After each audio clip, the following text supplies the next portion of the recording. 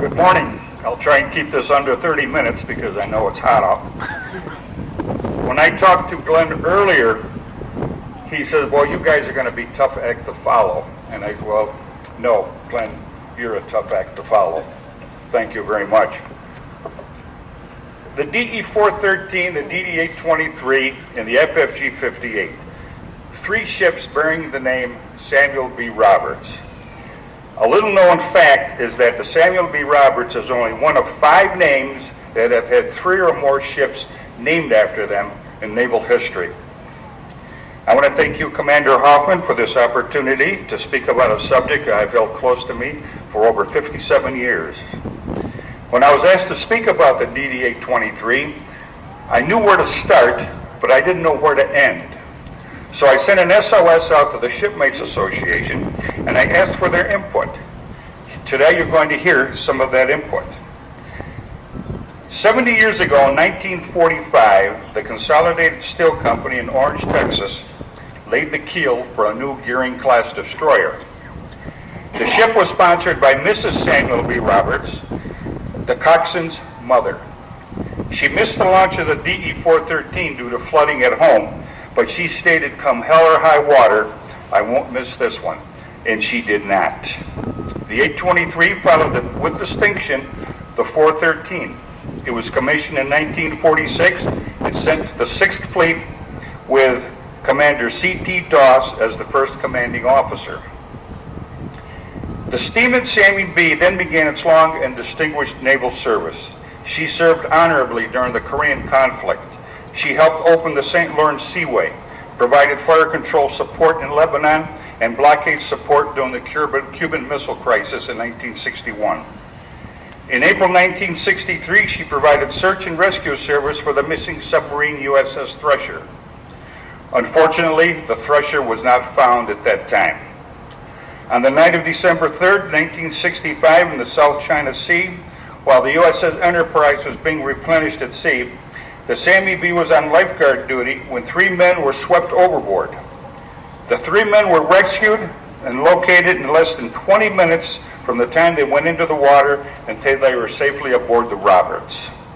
That operation made history when the Enterprise commenced airstrikes against Viet Cong targets in South Vietnam and became the first nuclear-powered task force to engage in combat operations.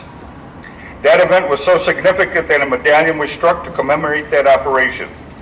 And this was the first time the Sammy B's guns were fired in anger. The Sammy B earned 2 battle stars for her role in Vietnam, and incidentally, 2015 is the 50th anniversary of the Roberts supporting our troops in Vietnam. Service and dedication maintaining peace and goodwill on all the major seas and oceans of the world is unmatched. But what really made the steaming Sammy B the great ship she was, and that was her crew. That's what was and it still is important. But like any new vessel, it was just an empty shell. The day that first crew member came aboard is when it became a breathing, living entity called the USS Samuel B. Roberts DD-823. In all, there were over 3,000 different officers and enlisted men that saluted the Sammy B's quarterdeck. Most shipmates that served speak with distinct pride of their time aboard the Sammy B. In October of 1991, the men of the 413, the 823 were in Newport for a ship's reunion. The FFG was in port, and the crews of the 413 and 823 were invited to a memorial service held on the anchor deck of the FFG-58. This memorial was to honor the 413 crew that was lost on October 25th, 1944.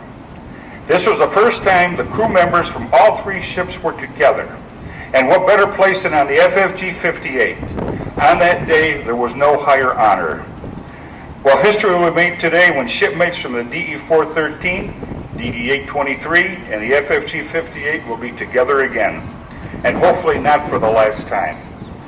Our Shipmates Association has a dedicated Facebook page, a website that is second to none, and a quarterly newsletter, The Scuttlebutt. We have had 5 books written and contributed to by members of our association. We have a history of the DD-823, a muster book of Sammy B's short stories, compilations of Sammy B. sea stories, and a book, Join the Navy and See the World. Jim Norton, Carl Hines, Ken Gardina, Don Eagle, Kevin McEwen, Thomas Wenke, and Brian Murphy, and countless others, all contributing or writing these books and journals. Our association president, Frank Green, passed away this year. We miss him, and he would have surely have loved to be here today. Tony Sardinelli, a shipmate, handcrafted 3 models, each about 5 feet long, of the DE-413, 823, and the FFG-58. Tony has a special trailer that he uses to transport these ships to our reunions. There are so many others that continue to contribute and support the Sammy B tradition.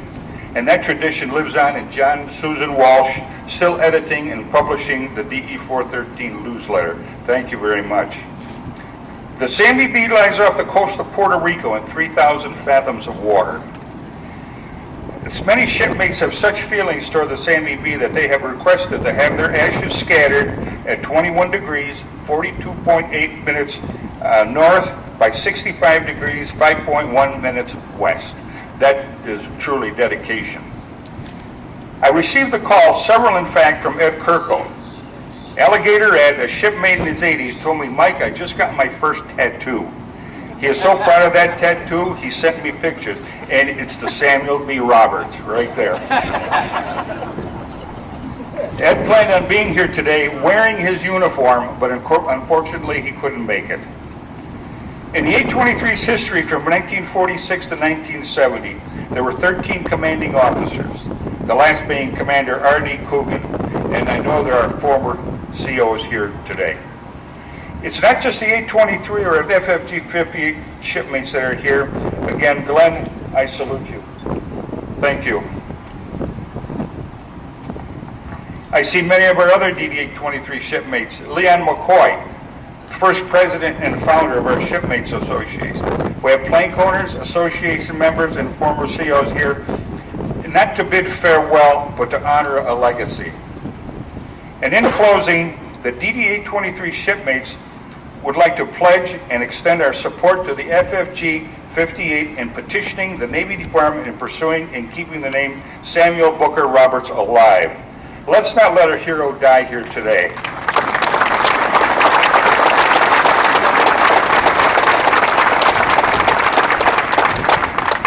We have a ship's reunion in October in Washington, D.C. of this year.